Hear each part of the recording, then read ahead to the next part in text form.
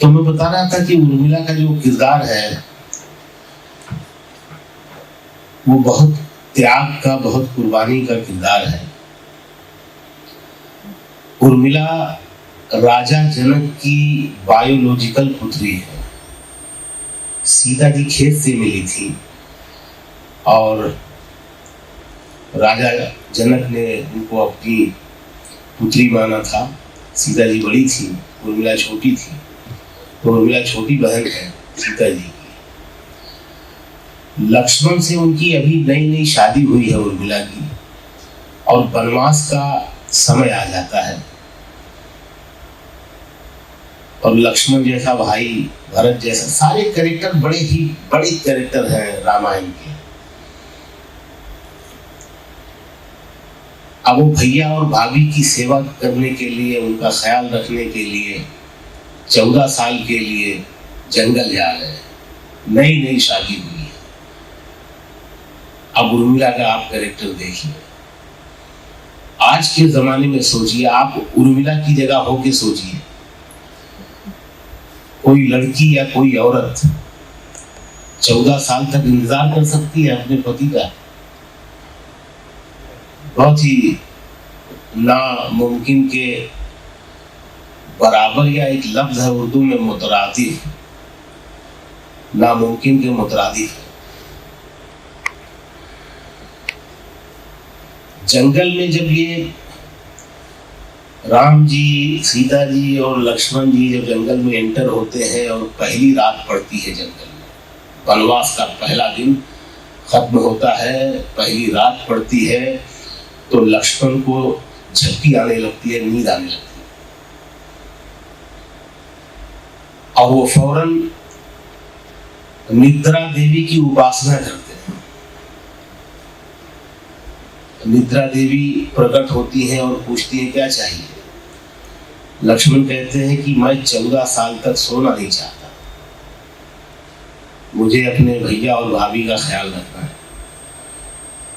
देवी कहती हैं कि ये मुमकिन है, लेकिन इसके बदले में कोई ऐसा नाम आप बताइए, कोई ऐसा शख्स बताइए जो आपका करीबी हो, जिसे हम आपके बदले की नींद दे सकें।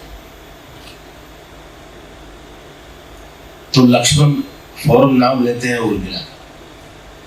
14 साल तक जो आदमी सोता रहे, उसकी हिस्स मर जाती है, पत्थर हो जाता है। मैं नज्म आप सुनाता हूँ उर्मिला के बारे में। मैंने आपको उसका नज्म का बैकग्राउंड मैंने बता दिया। मैं नज्म सुनाता हूँ, सुनाओ। राम को जो मिला वनवास गलत था, लेकिन कोई राजा कभी मजबूर भी हो सकता है। राम को जो मिला वनवास गलत था, लेकिन कोई राजा कभी मजबूर भी हो सकता है। जिद पे अड़ जाए जो रूठी हुई सौतेली माँ, बाप बेटे से बहुत दूर भी हो सकता है।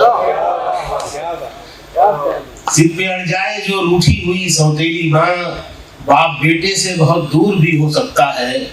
ये जो वनवास था ये खेल हुकूमत का था, और इस खेल में हर दाव सियासत का था। ये जो वनवास था ये खेल हुकूमत का था, और इस खेल में हर दाव सियासत का था। मुल्क जल जाते हैं कितने ही सियासत के लिए, कत्ल हो जाते हैं अपनों के हुकूमत के लिए। घर से जंगल को चले राम जो दुनिया को समेट, उर्मिला को भी चढ़ाया गया वनवास की भेंट। घर से जंगल को चले राम जो दुनिया को समेट, उर्मिला को भी चढ़ाया गया वनवास की भेंट। सिर्फ पत्नी ही नहीं खुद को भी कुर्बान किया, छोटे लक्ष्मण ने बड़े राम पे एहसान किया। सिर्फ पत्नी ही नहीं खुद को भी कुर्बान किया, छोटे लक्ष्मण ने बड़े राम पे एहसान किया। राम राजा भी थे, इंसान भी, भगवान भी थे। राम राजा भी थे, इंसान भी, भगवान भी थे। उर्मिला के वो मगर भाव से अनजान भी थे। राम राजा भी थे, इंसान भी, भगवान भी थे। उर्मिला के वो मगर भाव से अनजान भी थे। उर्मिला के वो मगर भाव से अनजान भी थे। रूह जंगल में थी और जिस्म महल के अंदर। दूर रहना पड़ा लक्ष्मण से उसे 14 बरस। वो महल उसके लिए ऐसा था जैसे कि कफस। उर्मिला बेदिलो बेजान थी लक्ष्मण के बगैर, जैसे सिंगार हो कोई किसी दर्पण के बगैर। दूर रहना पड़ा लक्ष्मण से उसे 14 बरस। वो महल उसके लिए ऐसा था जैसे कि कफस। उर्मिला बेदिलो बेजान थी लक्ष्मण के बगैर, जैसे सिंगार हो कोई किसी दर्पण के बगैर। दर्द उसका कभी दीवार से निकला ही नहीं, दर्द उसका कभी दीवार से निकला ही नहीं। उसमें जो मोम था वो धूप में पिघला ही नहीं।